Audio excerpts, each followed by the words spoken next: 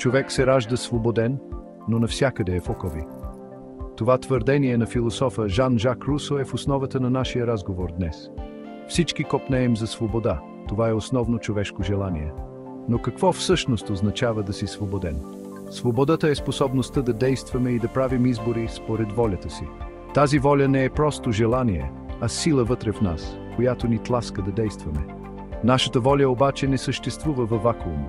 Тя постоянно взаимодейства с света около нас, среща ограничения и се изправя пред избори. Тук се появява и сложността на свободата.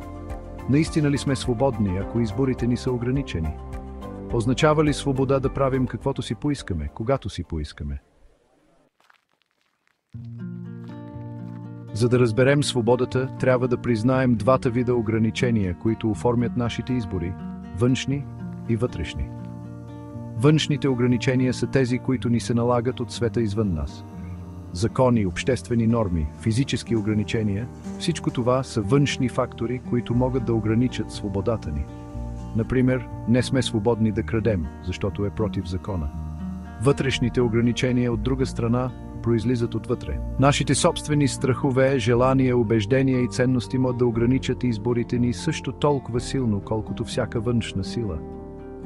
Някой, който се страхува от височини, например, може да е физически способен да изкачи планина, но вътрешният му страх действа като бариера.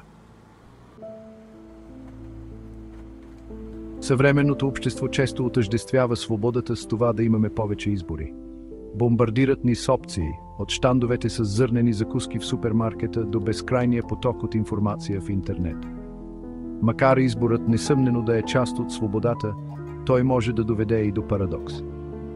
Твърде многото избори могат да ни объркат, да доведат до нерешителност и дори тревожност.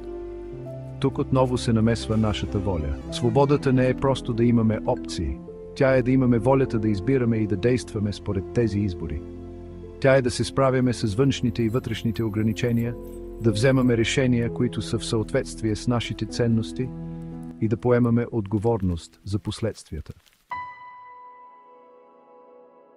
Истинската свобода, следователно, не е липсата на ограничения, а способността да действаме в съответствие с волята си в рамките на тези ограничения. Това е деликатен баланс между нашите желания и нашите отговорности. Всеки избор, който правим, всяко действие, което предприемаме, оформя това, кои сме и света около нас. За да бъдем наистина свободни, трябва да приемем отговорността, която идва с нея. Трябва да се стремим да разбираме себе си, нашите ценности и света около нас. Трябва да се научим да правим информирани избори, да действаме целенасочено и да приемаме последствията от действията си. Това е истинското значение на свободата. Свобода, която е едновременно предизвикателство и дълбоко удовлетворяваща.